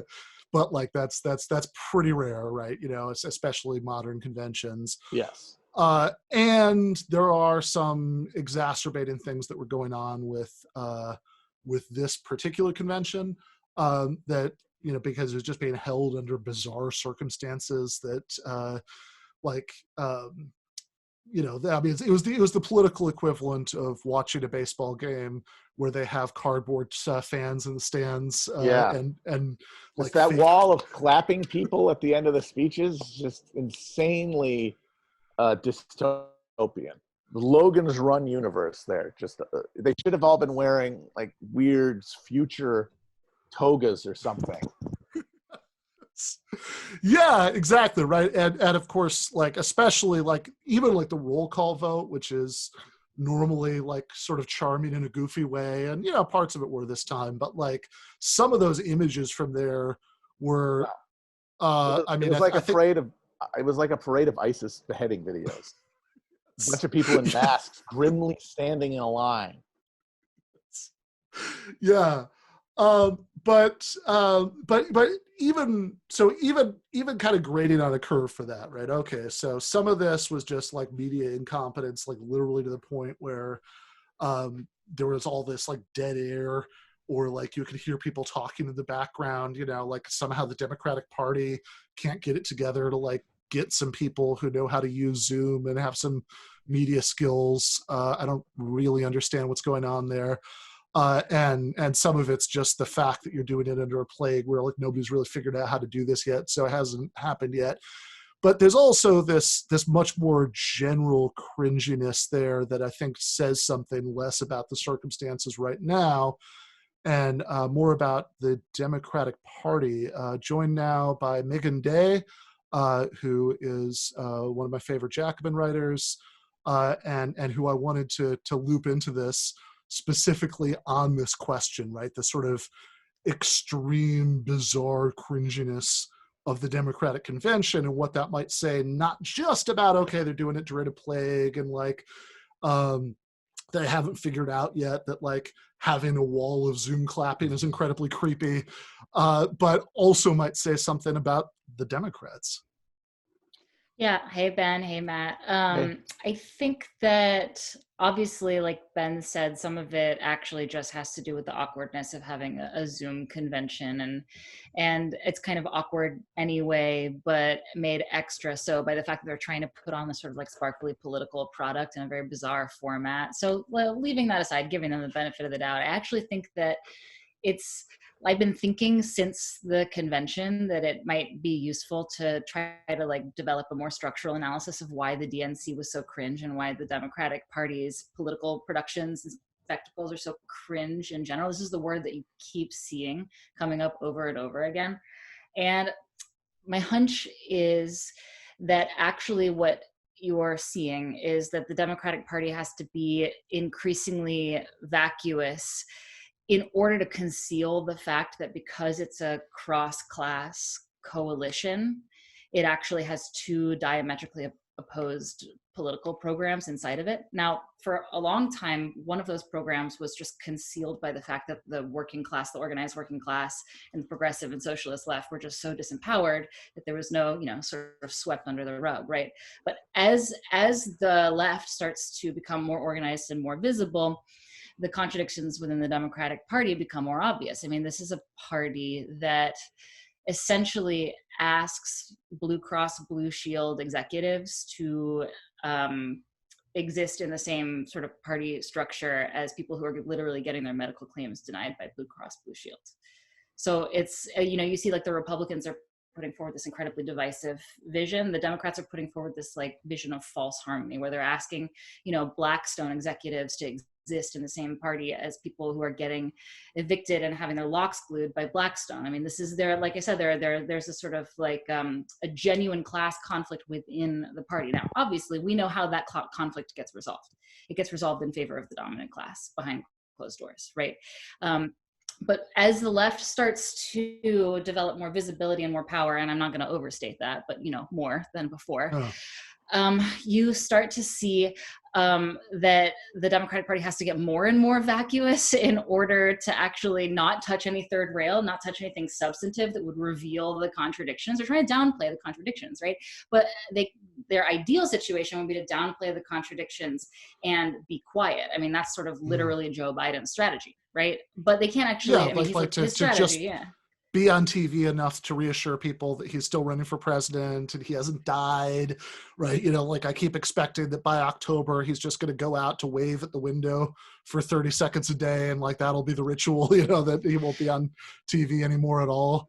If the Democratic Party top brass, the establishment had their way, that's literally how they would interface with politics in general, because it's a lot easier than trying to do a song and dance and produce an appealing political product while not touching that third rail or not touching anything substantive that exposes the fact that there is actually an incredible class contradiction at the heart of the Democratic Party. And of course, the Republicans too, they also have a working class base and a ruling class leadership, but they're sort of united in kind of like death cult, death drive. They you guys talked about it. There's other stuff going on over there that doesn't put the they're I mean they can at least give people red meat, right? That like right. that like what the Republicans say they'll do for working class supporters and like these kind of small proprietors who are off in their base, right, is that they're going to that they're going to reassert something culturally, which is a little vague, and that can be kind of thin soup. But like now if they're shifting to like they're going to like track down all the pedophile cannibals and have them killed, like at least that's exciting, right? Whereas it's hard to see what's exciting that's being offered, right? Like I saw, like in Kamala Harris's acceptance speech, like the one thing that stood out for me is there's no vaccine for racism, which I guess has the virtue of being true, but like it's kind of conspicuous that she's not telling us what we should be doing about racial injustice, right? We don't have the magical racism vaccine, but now we should do what? Right, precisely. So there's like a typical baseline Democratic Party vacuity that when it needs to rise to the level of entertaining people or impressing upon people that it exists and it's real and it has some kind of identity, some kind of brand identity, they kind of go over the top with it and they end up being sort of like theatrical and mawkish. They go really purple with it. They make these sort of like overwrought emotional appeals that to us, I think a lot of us feel, oh my God, Marianne Williamson, actually, she knocked it out of the park. What did she say? She said that watching the DNC was like binge watching a Marriott commercial. Yeah. Bless her. This is what I mean. Yeah. That's why it's like that, though. The reason it's like that is not just because the people who are in charge of it have bad taste. I think that's maybe the impulse that people have, where they're like, oh, I hate these people. They have bad politics and they also have bad taste. No, it's actually much deeper than that. It's that we have a party that, unlike the Republican Party, actually theoretically purports to stand for something-ish related to working people's interests-ish, and yet actually can't go too far in articulating that without biting the hand that feeds it. And so needs to like backpedal away from that while also putting on a spectacle, and can't really throw red meat the same way that the same way that the Republican Party can, because they don't want to seem unhinged, right? So instead of seeming unhinged, they just seem really cringeworthy. So this is my theory about why it's so hard to watch them in action. Yeah, no, I like it. By the way, somebody in the Q&A asks, do you think the left should continue to put its energy into taking over the Democratic Party or shift to building a third party? Either of you guys can get in on that, but I mean, my 2 cents would be that in a way it's a false dilemma, and also in a way the whole premise is just kind of wrong, right? So the reason I think it's a false dilemma is that if we ever got an electorally viable third party in the United States, it wouldn't happen because the left in the form that it exists right now, like decides to will it into existence. I don't think I just don't think anything would come of that, right? Like I think it would happen the way that like the Republicans emerged out of the Whig, like the ashes of the Whigs in the 19th century. through some sort of much more organic process within like the contradictions of an existing party. But also, like, there's something really weird, I think, about the premise of the question, because it assumes that, like, in some deep sense, that like the left, in other words, like people who consider themselves to be like conscious socialists or whatever in 2020, kind of has the power to decide what this like large scale political outcome is. And that reminds me of something that I've heard you, Matt, talk about before, which is that sometimes looking at the way that online political discussions happen right now, and then the way that people try to like kind of translate that into some sort of activist or electoral efforts in the real world, it feels a little bit like, the metaphor I've heard you use is that like we're talking to each other online and we're building these like ships and like these really elaborate ships and bottles. Yeah. With this political program that we kind of agree on among ourselves. And then we keep trying to like go to the shipyard and be like, all right, well, we've got our ship, right? Let's see it. Now we can just take it to the ocean and we can ride it, where we want to go. But then that never really works. Yeah, because people are creating litmus tests, basically. I mean, like what people think of as building a left is what they're actually doing is building a social group. They're orientating a social group around certain shibboleths, and then they police those. And in the course of doing that, they are able to create what is to them like a legible distinction that creates like a group of people that they can feel like, okay, these are my people. But because it's entirely synthetic and virtual, it means that taking that structure that you've created, that this ideological series of concepts, and of course, and demands on people, to be on the right side of them to count as what you consider the left, means that if you ever were to transcend the virtual bound and try to actually do something with people in a world where you're trying to affect an outcome of, say, an election or a campaign of any kind, you will find that those structures don't relate to anything. They don't relate to anything real. They relate to this battle within this self-selected, that's the most important element of it, group of people online who are essentially looking for social groupings to become part of. And that's the kind of stuff that in a practical campaign is the first to go, because there's an actual goal that people are orienting towards, that it's not just a broad concept of like building an idea of a left. It's, hey, let's get this person across the finish line, or let's stop this bill from being passed, or let's defend these people who are going to get evicted. And those questions are made subsidiary to the goal. But because the online left or left like discussion is so untethered, though, that consideration doesn't enter into it, and then people end up hardening these distinctions as being the meaningful thing to assert. And that means that when you do have any opportunity to bring people in together, these notions that they have created, these artificial structures, then just smash into each other. Yeah, it's like if you spent all this time talking to each other and you agree that like, okay, these are the boundaries of our movement, and you end up spending a lot of time, which is, if you certainly if you spend time on left Twitter, which I wouldn't recommend, like that, like what you'll see a lot of is a lot of in-group policing of those boundaries, right? It's like, okay, we all agree that you need to, have the following series of takes, to be inside the tent. And if you have a take that sounds like it doesn't quite fit with that, right, we'll sort of police that. And within that, within those boundaries, like that works to a great extent, right? People want to be on the inside, or, maybe you'll splinter the in-groups and, you'll find one where everybody will accept it at least. And the main problem is that, as you've said, people will want to be on the inside. Well, that's if they have already invested some part of themselves into that as a goal, which does not apply to the vast majority of people, which means that and this goes beyond what like you bring into things, but this goes into the question of communication and persuading among real people, is that normal people, regular, non-politically oriented, ideologically motivated people have not made the same buy-in that you are assuming in all the people that you've been interacting with. You are like, you are talking almost exclusively to people who have some investment in being in something called the left, which is not a normal thing that normal people want to do. And that means that the entire apparatus that you have created to persuade, which really just boils down to coercion through the use of shibboleths as cudgels, has no effect because the person you're trying to talk to doesn't care if you think they're a good leftist.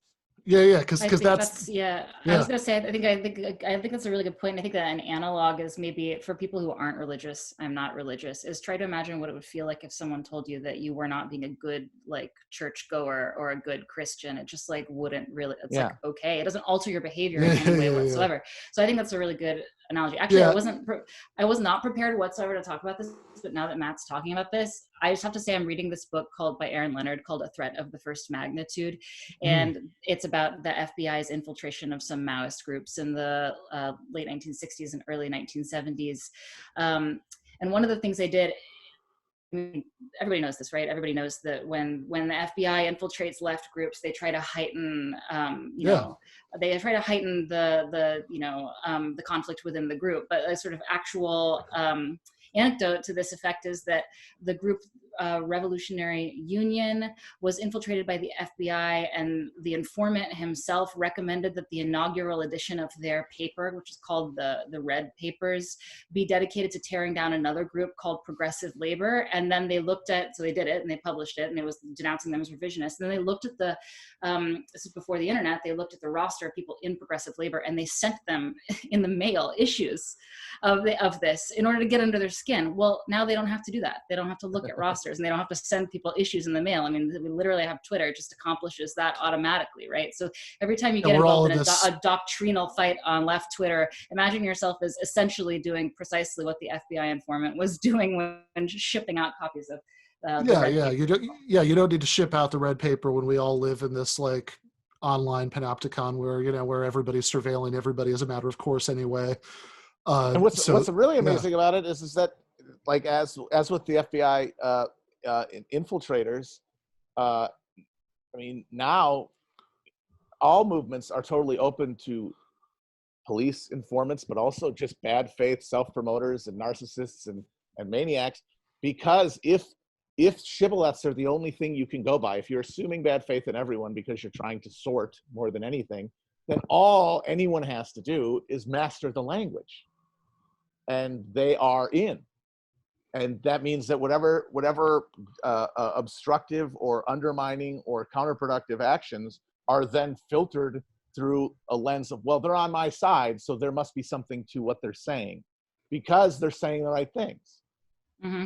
That's what this is also the FBI intentionally, they created something called the Ad Hoc Committee for a Marxist-Leninist Party or something like that. I mean, it's a little alarming to imagine them aping the language so perfectly. And apparently they were putting out papers and it was all like, and not a lot of it was pretty well concealed. I mean, a lot of it was not necessarily divisive in nature. I mean, they were trying to be in it for the long haul, right? So they were in some ways looking like they were participating in good faith. Yeah. And the other, I guess, anecdote while we're on this is that the FBI wouldn't merely send people into these groups. It would also pluck people who had been made pariahs in these groups. It was very conscious of looking for people who had been have involved but had been socially excluded or had some sort of like personal grievance or bitterness because of the way they'd been treated by the group, and to find people who'd been abandoned by something that they'd given their life to, right? And those were the perfect targets to turn into informants. I guess one of the lessons you draw from that is that if you're participating in that process of turning people into pariahs, I'm not just talking about the likelihood of police infiltration. I'm just talking about, look, what the FBI or the CIA or whatever, what they're doing is simply trying to accelerate processes that dissolve left groups automatically. Do you know what I mean? So like, we're not just talking about leaving yourself open to police infiltration. We're talking about the police are very good at figuring out what we do to ourselves that destroys our own movement and just like pressing those buttons. So there are lessons, in fact, to learn from their strategy. Yeah, absolutely. I did want to switch gears though, because we've been talking about this sort of weird behavior of the online left, and the way that this in-group enforcement can work for us. But I am also curious, now that Kamala Harris is the vice presidential nominee, about this sort of weird online behavior of the people who are the most enthusiastic about Kamala Harris, like weirdly enthusiastic for somebody who is a pretty uninteresting kind of centrist politician.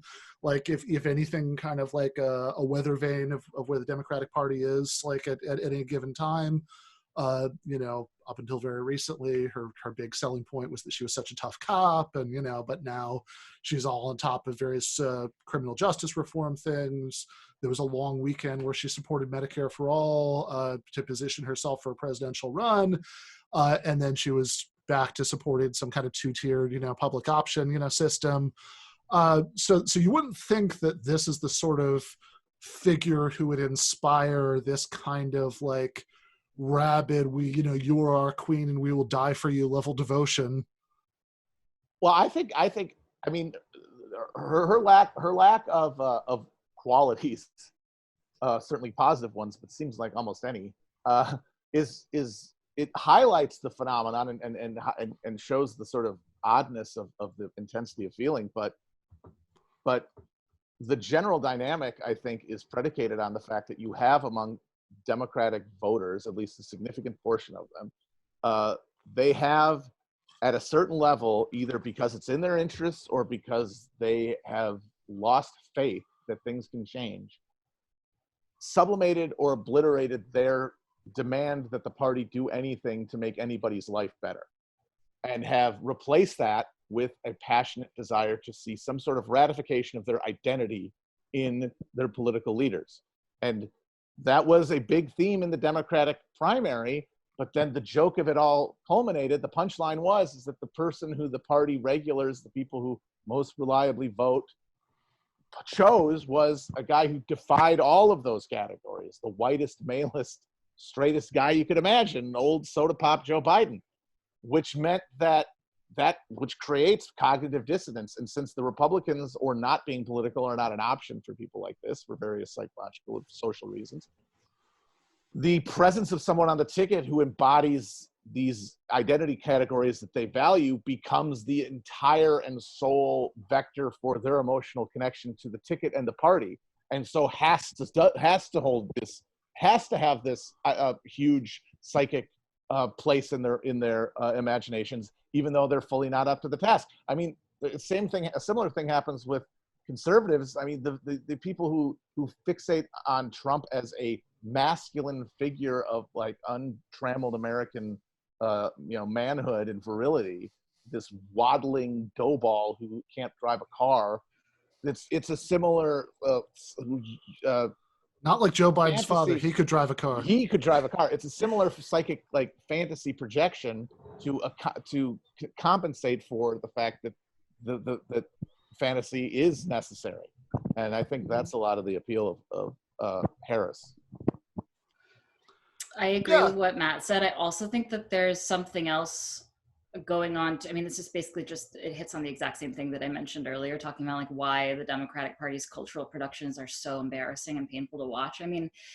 Ultimately, if the structural explanation for that has to do with the fact that the Democratic Party is a very awkward and incoherent cross-class coalition, I think that also is at least partly the explanation for, and this dovetails with what Matt was saying, but partly the explanation for the presence of militant centrists. Militant centrists in the party's base are a real phenomenon. I think they're growing phenomenon, actually. I think that probably the first flash of them that you really saw, look, I'm sure that you can find examples of this throughout history, but like at the very least, we should be drawing a through line between the Pumas and the K-Hive. So if you right, like the Pumas were the people who were pro Hillary Clinton in 2008, who were very upset that Barack Obama had won the primary and didn't want to vote for him. And their little acronym, their slogan for themselves was "Party Unity, My Ass," right? And that became the acronym PUMA, and they became the Pumas. These were the militant centrists. They were, more politically conservative, but also extremely enamored of identity politics, and they're actually the sort of first people to go out there and like craft what eventually became, they're like the vanguard of what that actually looks like, which we're starting to see really flourish in the Democratic Party today. And so a lot of these K-Hive people, they're not new to politics, actually. I mean, some of them are, but they weren't necessarily drawn in by Kamala Harris. They're actually just epiphenomenal to the contradictions in the Democratic Party, and they've been around for a while, and their new manifestation is as K-Hive, right? So it makes perfect sense for them. And my feeling is that we're going to be stuck with them until the contradictions are resolved, essentially. So we should all just buckle in, because people like this are going to be around for a while. Yeah, absolutely. And another thing, just while we're on the topic, is that having spent some time, I logged off Twitter for a year and a half, and then I got back on in like August of last year, and did the whole primary, and now I'm off again. I feel good about it, taking a break. But during that time, during the primary, when I was on, I was really seeing the way that the Bernie bro online harassment narrative was being mobilized against the Bernie campaign, and also starting to see the rise of this new iteration of the Pumas, the K-Hive, and I was starting to see them actually as a much more literal embodiment of precisely the type of things that the media was saying about the Bernie bro army. They are actually, I mean, Micah Utrecht, my co-writer and editor at Jacobin, was comparing them to the Wide Awakes, calling them digital paramilitaries. I mean, these people are incredibly militant. There was just to make sure anybody's listening to this not familiar, that was the like quasi paramilitary organization that would do like torchlight parades, of basically young Lincoln supporters when he ran for president. And so that's essentially what we've got now, but these are Kamala Harris's Wide Awakes. Well, the other point that I was going to make, is the media giving them an enormous pass in the way that you didn't see with the sort of Bernie bros. I mean, look, there are a lot, when people who are as passionate about something with stakes as high as politics have internet access by the millions, you're going to find all kinds of behavior, right? You can cherry pick and do whatever you want. But when it came to Bernie Sanders and his supporters, they essentially tried to transform what I think was his greatest strength, the passion of his supporters, into his greatest weakness, sort of hit them where they're strongest, not where they're weakest, was the thinking there. And now when it comes to Kamala Harris and the K-Hive, you see the exact same reporters. I mean, literally the same reporters publishing articles, right? That's Scott Bixby of the Daily Beast. You know what I'm talking about? People should really go try to find 2 articles written by Scott Bixby a few months apart, The Toxic Bernie Bros, and Kamala Harris has built a digital army with which she is going to defeat Donald Trump. Yay, great, thanks. I guess just like one last thing about this, because there's something like, there is something like that really does seem like deeply strange about this to me. Because granted, right, as you say, lots of stuff is at stake in electoral politics. Even in cases like sort of which centrist is represented in the Democratic Party, where maybe less is at stake, people invest it with a lot. You have millions and millions of people who have social media. You are going to get a certain amount of this, but like, it does vary, right? Like there was no dedicated army of people who was quite as intense about like Mayor Pete or like most of these people as there were about Kamala Harris. And so like it's something like, I don't know. I mean, I guess maybe some of this is just like they happen to coalesce. Some of this is obviously about identity. Maybe some of this is just like at the right moment they started to coalesce around her, and then at that point, who she is maybe just doesn't matter that much because this is what she symbolizes for them. And so as long as she's like basically going to act within the parameters of how any politician would act, they can like just stay dedicated to her forever as she does this like weird tepid maneuvering about about how to present repackaged centrism. I think that it's the combination of contempt for the left and the kind of like psychological profile of people who have extreme contempt for the left, which Matt was getting into, coupled with the ability that Kamala, as a like Black woman gives them to also hold at the same time the righteous indignation and the sort of like identity politics affect. And the combination of those two things actually produces like an exponential level of intensity, I think. And that's probably why you see it explode with the K-Hive. It's also just the case that for whatever reason, and I don't entirely know why, Kamala got those people instead of Pete. I think it could have been Pete, it could have been Liz, right? But once it became Kamala, there is a bit of groupthink, and there is a bit of like, I don't mean groupthink to be derogatory. I mean, there's just like, there's patterned behavior. People want to be on the inside. People want to have like a sense of group identity. And so they go where the others are going. And eventually it was Kamala, and that started happening. I think sure it caught her by surprise in the same way that the phenomenon of the Bernie bro, I'm sure caught Bernie Sanders enormously by surprise. And I'm sure it took him a very long time to even begin to understand what the hell was happening. When his aides were coming and explaining to him what was going on, people were so excited about him on the internet, right? I don't think that she consciously cultivated it at all. I think it was just a process. Oh no, if she tried to, it would have failed miserably.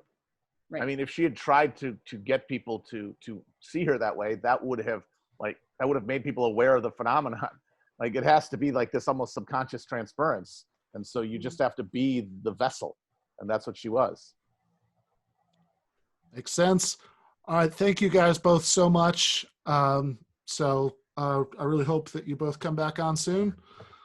Yeah, thank you. Absolutely. Thanks, Ben. All right. So that was Meagan Day from Jacobin and Matt Christman from Chapo Trap House. So if if you're not reading Meagan in Jacobin, you really should be. Also, her and Mike Utrich's book Bigger Than Bernie, which is a really smart look at democratic socialist strategy. I think there's like statistically a pretty good chance that if you're watching or listening to this, you listen to Chapo Trap House. But if you're not watching Matt's Kush vlogs, I really recommend them. But right now we are inaugurating. We kind of got this when David was a guest last week. So David Griscom from the Michael Brooks Show of the Griscom Economic Minutes said earlier that he's my second favorite Texan after the one I'm married to, and he's agreed to come back and make the kind of stuff we were talking about last time a regular weekly segment. I think we could call it Outlaws and Revolutionaries. I love it. So I saw you take a sip of something earlier. What was that? Dude, I'm having some Buffalo Trace, which is my go-to bourbon these days.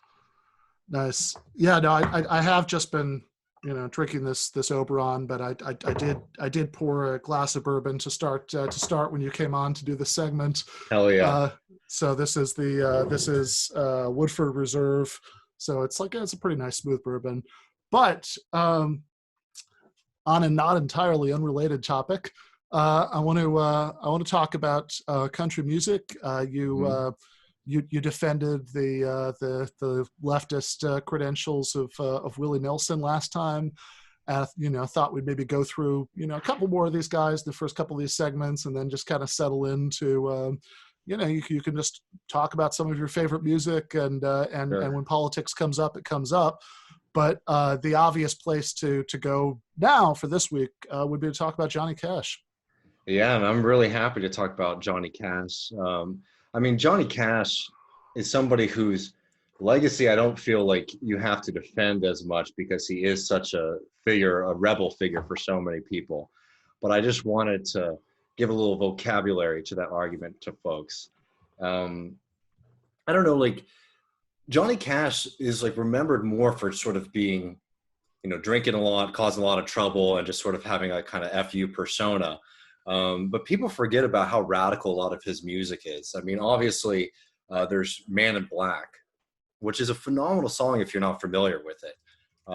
It's basically where he explains why he wears the black, and he, tells this story where he says, I like to wear a rainbow every day and tell everybody that the world is not okay. And then he starts, that everything in the world is okay. And then he starts going through the problems in the world, primarily that a lot of people are really suffering and are unable to, provide for themselves. He wears the black for the poor and beaten down.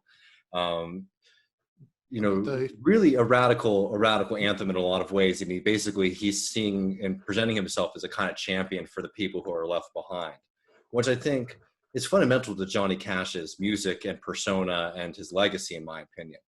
But a couple songs that people might not know as much, because what kind of annoying lefties get on about Johnny Cash is that, he had a little bit of a patriotic streak. Obviously, the song Ragged Old Flag, which, I think played in the Super Bowl or something like that, definitely plays on those things. But I think it's a great song and a good sentiment. But another thing that he gets a lot of flack for is for playing for Richard Nixon in the White House during the Vietnam War. And I understand why people are worked up about that, but I think a lot of people forget the song that he sang to Richard Nixon, which is a song called What is Truth? And it's basically a song that he wrote. I can't remember the university that he was playing at, but basically he was playing at a university and he spent, the afternoon talking with people, and he started writing down sort of their thoughts and their questions. And, I won't sing the whole song or even go through all the lyrics, but basically the song it's an anti-war song. It's an anti-Vietnam song. It's saying, why are we fighting the war? And the lonely voice of youth asks, what is truth? And honestly, if you do believe in the power of music and art, which I do, if you could imagine any better song to sing to somebody like Richard Nixon, I mean, I think that's really it. Oh, absolutely. And I think even in terms of the patriotic streak, I mean, I think if your perspective is that all sort of national identity is bad because we should be internationalists, and I agree with some of the premise, of course. I think international working class solidarity is important, but I think you're also going to miss a lot of the shades, right? That not all national identity has the same political character, right? So certainly, for example, right, when I think about Johnny Cash and the patriotic element of his music, one of the first songs that comes to my mind is the Ballad of Ira Hayes. Yeah, that's a great jam. No, I think that's 100% right. And I mean, even zooming out a little bit, I know patriotism, I mean, it's such a toxic word, and most of that is just pure ideology. But that being said, everyone knows, I mean, not everybody knows me, but for people who know me, know that I'm a socialist and a radical, and all these things. But I like this place a lot, and I like the people here, and I like the culture, and I have very fond feelings about this country too. And I think that that's something that we shouldn't just cede. I think it's a very universal thing, and it's actually something that we should cultivate. Not necessarily kind of like a right patriotism or something like that, but a kind of a love for the people in general, the people around you, and a love for your community is a beautiful thing, and we shouldn't shy away from it just because so much of patriotism, and I wouldn't even call my feelings to be patriotic per se, because that is such obviously a right-wing militaristic idea. We shouldn't shy away from being able to say oh, I love this country and I love the people in it, I love the stories and the history and all that. But there's one more song that I would like to read a couple lyrics from. Yeah. Just quick before you do that, though, right? I did want to jump in, just kind of. Oh, let's go for it. No, go for it first then. Yeah, underline and circle that point, right? That there is something that is that I don't know. This always bugs me, right? I've talked about this on here before. When you get a sort of certain kind of lefty who will every 4th of July they'll post stuff on social media about how the American Revolution was actually bad and you shouldn't celebrate this and whatever. And I always think okay. This is something that's obviously you're talking about very complicated history, and there's lots of real stuff that you could bring up to support that narrative. But also there's lots of stuff that wouldn't, right? And in terms of thinking about how that sort of past, democratic revolution with all of its internal contradictions, right, could relate to what we want now. This just kind of always struck me as the most tone deaf response, right? First, because come on, just it wouldn't kill you to just have a hot dog, have a couple of drinks, enjoy the people that you love, right? That don't be a complete weirdo about this, but also that you can look at different aspects of that history and draw different things from it, the same way that in the Ballad of Ira Hayes, right? Cash, is talking about this patriotic imagery, right? Raising the flag at Iwo Jima, but he's talking about it in the context of talking about this Native American soldier who's been treated very badly, you know, by the country that he lives in. And so there's a lot, you know, there's a lot there for us politically. And I've always liked, you know, one of those Mensheviks who I probably have many more fond feelings about than you do. Michael Harrington, you know, has this line in his book Fragments of the Century. It's a great line. I love this line. Yeah, where he says, it was as a socialist and because I was a socialist that I fell in love with America. And saying that, I'm not indulging in romantic nostalgia about youthful days on the road, but rather underlining a crucial political truth. If the left wants to change this country because it hates it, then the people will never listen to the left and the people will be right. To be a socialist, to be a Marxist, is to take an act of faith, of love even, toward this land. It is to sense the seed beneath the snow, to see beneath the veneer of corruption and meanness and commercialization of human relationships, men and women capable of controlling their own destinies. To be a radical is to be, in the best and only decent sense of the word, to be patriotic. And, you know, and I'm sure there's stuff there that could be nitpicked, but I think the basic sentiment is really good and really well put. And that, like, I think if we're just going to sort of like react to any kind of musical invocation of American identity, like a vampire reacting to the cross, you know, like that's just not a very good political instinct. I 100% agree. You know, I'd also add that, you know, formal freedoms matter and formal principles matter. And even though we know, for example, you know, the line, all men are created equal, has never been realized or even come close to being realized, and was a very almost like cynical line to put in, you know, at a time, obviously, when people were in human bondage. The fact that people grow up in a political community where that is taught as like, this is a founding idea of a country, something that social, like to me, like that premise is a socialist premise. And it's something that we should actually invoke, and to say, like, actually, let's hold ourselves to these kind of standards. I think there's a huge strategic failing to walk away actually from a lot of the rhetoric, which, yes, it's not been met, but that doesn't mean that people don't have like a feeling and a beauty and a motivation to try to enact that on a certain level. Yeah, absolutely. And again, I mean, I think that like you can acknowledge the contradiction between the ideals, you know, the best of the ideals of the American Revolution, of the democratic tradition, and the reality of America both then and now. But like acknowledging that contradiction doesn't mean that you should throw out the first part, right? It means that you should, like, the much better strategy is to hold on to the first part and use it, you know, in order to expose the failures of the second part. But before I cut you off, you're going to talk about another Cash song. Yeah, no, I'll do it real quick. But just before, you know, we have a great history in this country too. Johnny Cash recognized that. A fun thing about Johnny Cash, a lot of people didn't know, that he actually played John Brown in the television, like the long form television show North and South, which is another great Johnny Cash. That is an amazing detail. Tidbit. And he looks great as a John Brown too. But I wanted to just point out a great working class song by Johnny Cash called Oni. And I'll just read the first, the opening line from it. Where he says, I dedicate this song to the working man, for every man that puts in 8 or 10 hard hours a day of work and toil and sweat. Always got somebody looking down his neck, trying to get more out of him than he really ought to have to put in, right? Which is, in my opinion, is just like a great example of, you know, kind of capitalist exploitation as a concept. But anyways, this song is a really fun song because the story is basically a guy who spent his whole life working at a factory, and it's his last day. And he knows that he's going to get, you know, clapped for and get a gold watch or whatever when he walks out. But what he's really excited for is when the whistle blows, he's going to punch his supervisor in the mouth. It's a great jam. I'll post it on Twitter after this. It's a really fun one. That is amazing. And I love that he played John Brown.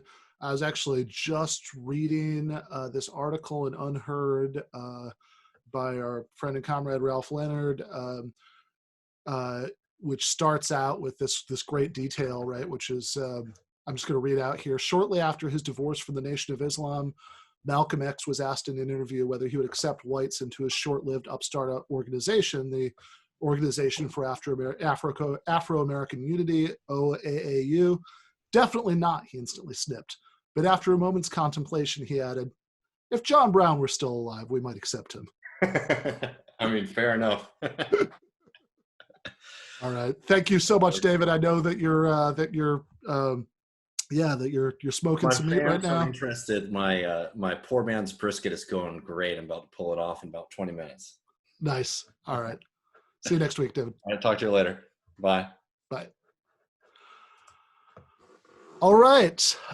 So next week we are going to be slowing down a little bit and just having two guests so we can have slightly longer conversations.